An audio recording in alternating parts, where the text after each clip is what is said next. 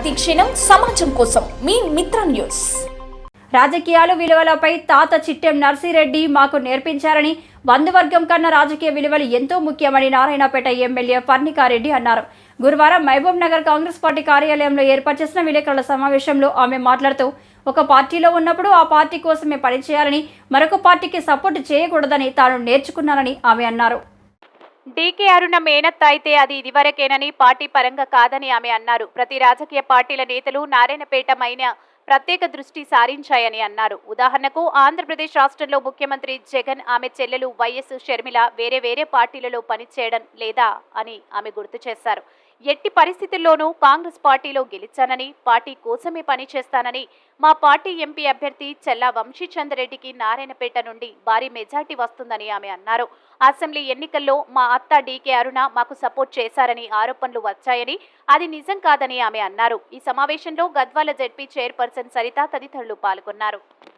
MP ఎన్నికల్లో వస్తున్నాయి. MP ఎన్నికల్లో వచ్చినాయంటే ఇంకా తెలిసిందే ప్రతి ఒక్కరికి. వేరే పార్టీలు అభ్యర్థులు కానివ్వండి, మిగతా పార్టీ పరంగా కూడా అందరు కూడా ఎట్లున్నారంటే ఎప్పుడు దాడి చేద్దామా అని ఉన్నారు. ప్రభుత్వం ఏర్పడ్డాక 10 రోజుల నుంచే మొదలు పెట్టారు 6 గ్యారెంటీలు ఎప్పుడు అమలు అవుతాయని చెప్పి. ఎక్కడైనా ఒక కొత్త ప్రభుత్వం ఏర్పడ్డప్పుడు అందరు కూడా కొంచెం సమయం ఇస్తారు, కానీ ఆ సమయం కూడా ఇవ్వకుండా 6 గ్యారెంటీలు అని 10వ రోజు నుంచే మొదలు పెట్టారు. అయినా కూడా ఎక్కడ కూడా నిరాశపడకుండా మన రేవంత్ గారిని, మన ముఖ్యమంత్రి గారిని చూస్తూనే ఉన్నాం. 24 గంటల్లో 18 గంటలు ప్రజల కోసం పనిచేస్తున్నారు. ఆ ముఖ్యమంత్రి అంత పనిచేస్తున్నా కూడా ముఖ్యమంత్రి మీద విమర్శలు అనేవి వస్తున్నాయి. ప్రతి ఒక్కరు మాట్లాడుతున్నారు. కానీ నేను చెప్పదలుచుకుంది ఒకటే, ఏదైతే 6 గ్యారెంటీలతోని కూడా కాంగ్రెస్ ప్రభుత్వం అనేది ముందుకు వచ్చిందో ఎన్నికల ముందు, 6 గ్యారెంటీలో కూడా ఒకటి తర్వాత ఒకటి అమలు చేసుకుంటూ వస్తున్నాం. దాంట్లో మొదటిది ఏదైతే మన ప్రమాణ స్వీకారం, మేము ఎమ్మెల్యేలు ప్రమాణ స్వీకారం చేసిన రోజే ఆర్టీసీ బస్ కానివ్వండి, దాంతోపాటు 10 లక్షల ఆరోగ్యశ్రీ అనేది ఇంప్లిమెంట్ అయింది. దాంతోపాటు ఏదైతే తర్వాత నెక్స్ట్ గ్యారెంటీలు ఇంప్లిమెంట్ చేద్దామని అనుకున్నారో ఇంప్లిమెంట్ మిగతా 9 జిల్లాల్లో అయింది. ఏదైతే 500 గ్యాస్ సిలిండర్ కానివ్వండి, దాంతోపాటు ఉన్నది 200 కరెంట్, ఉచిత కరెంట్ అనేది కూడా మిగతా 9 ఉమ్మడి జిల్లాల్లో ఇంప్లిమెంట్ అయింది. కేవలం మన మహబూబ్ నగర్ ఉమ్మడి పాలమూరు జిల్లాలోనే ఇంప్లిమెంట్ కాలేదు. దానికి కారణం మీ అందరికి కూడా తెలుసు, అది ఎమ్మెల్సీ కోడ్. ఆ ఎమ్మెల్సీ కోడ్ వల్ల ఇంప్లిమెంట్ కాలేదు తప్పిస్తే ఎమ్మెల్సీ కోడ్ అయిన వెంటనే తప్పకుండా అది కూడా ఇంప్లిమెంట్ కాబోతుంది. దాంతోపాటు ఇందిరమ్మ ఇల్లులు అనేటివి కూడా ప్రతి నియోజకవర్గానికి కూడా 3500 ఇందిరమ్మ ఇల్లులు అనేటివి కూడా ఈరోజు ఇవ్వడం జరిగింది మొదటి ఫేజ్లో అని చెప్పి. ఈ సంవత్సరానికి 3500 ఇందిరమ్మ ఇల్లులు కూడా ప్రతి నియోజకవర్గానికి రాబోతున్నాయి. ఇవన్నీ ఒకటి తర్వాత ఒకటి చేసుకుంటూ వెళ్తుంటే ఈ మొన్న ముఖ్యమంత్రి గారు నారాయణపేటకు వచ్చినప్పుడు మీ అందరు కూడా చూశారు. జనజాతరలో వాళ్ళు పాల్గొన్నప్పుడు వాళ్ళు అనౌన్స్ కూడా చేయడం జరిగింది, ఏదైతే ఆగస్ట్ 15 లోపు రుణమాఫీ, రైతులకి 2 లక్షల రైతులు రుణమాఫీ అనేది కూడా చేస్తామని అనుకున్నారు.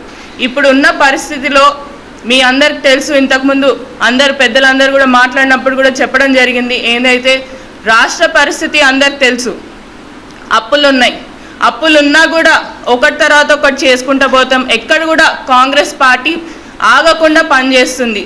అది ఎట్లా అంటే ఇప్పుడు ప్రజలకి ఇంకెంత దగ్గర అవుతుందనే భయం అయితే కనిపిస్తున్నట్టుంది ప్రతి ఒక్కరి దగ్గర నుంచి, మిగతా పార్టీలు వాళ్ళని చూస్తుంటే. ఎందుకంటే ఈ 6 గ్యారెంటీ ఇంప్లిమెంట్ అయితే తర్వాత మా పరిస్థితి ఏంటి అనేది ఆలోచనలో పడ్డట్టున్నారు.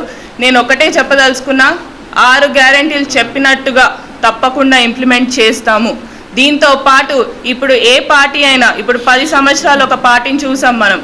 ఆ 10 సంవత్సరాలు కూడా అప్పుడు కూడా యువకులకు చెప్పారు, ఇంటికి ఒక ఉద్యోగం ఇస్తామని చెప్పారు, నిరుద్యోగ భృతి ఇస్తామని చెప్పారు. కానీ ఎక్కడ కూడా అది ఇప్పటి వరకు కాలేదు. ఇప్పుడు కాంగ్రెస్ ప్రభుత్వం అధికారంలోకి వచ్చినాక ఆ రోజు చెప్పాం 2 లక్షల ఉద్యోగాలు ఇస్తాము అని చెప్పాం. దాంట్లో ఇప్పటికే 30,000 ఉద్యోగాలు కూడా భర్తీ అవ్వడం జరిగింది. దీంతో పాటు ప్రతి ఒక్కటి తర్వాత ఒకటి చేసుకుంటూ పోతున్నా కూడా విమర్శలు అనేది విమర్శిస్తూనే ఉన్నారు.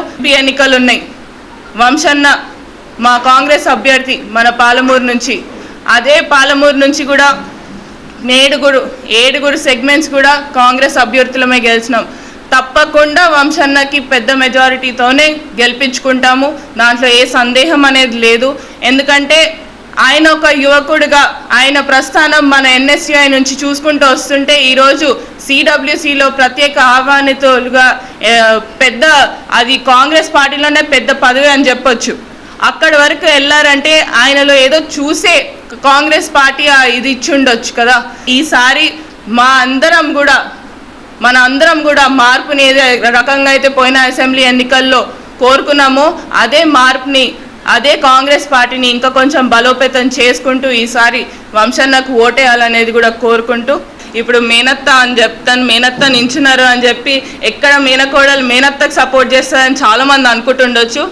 నేను ఒక పార్టీ నుంచి గెలిచానండి, కాంగ్రెస్ పార్టీ. ఈరోజు నేను ఒక పార్టీ నుంచి గెలిచాను. ఆ పార్టీ నుంచి గెలిచినప్పుడు నేను వేరే పార్టీకి ఎలా సపోర్ట్ చేస్తానని కొంచెమన్నా అందరూ ఆలోచించాలి. ఎందుకంటే ఈ రాజకీయ ప్రిన్సిపల్స్ అని చెప్తాను. నేను ఇంతకుముందు కూడా ప్రతి ఇంటర్వ్యూలో చెప్పుకుంటూ వచ్చాను. మా స్వర్గీయ తాతగారు చిట్టం నర్సిరెడ్డి గారు కూడా మాకు నేర్పించింది అదే, పార్టీ కోసం పనిచేయాలి. ఒక పార్టీలో ఉన్నప్పుడు ఆ పార్టీ కోసమే పనిచేయాలమ్మా, వేరే పార్టీల వైపు చూడొద్దు అని చెప్పి. ఆ వేరే పార్టీల వైపు ఎందుకు చూడాలి?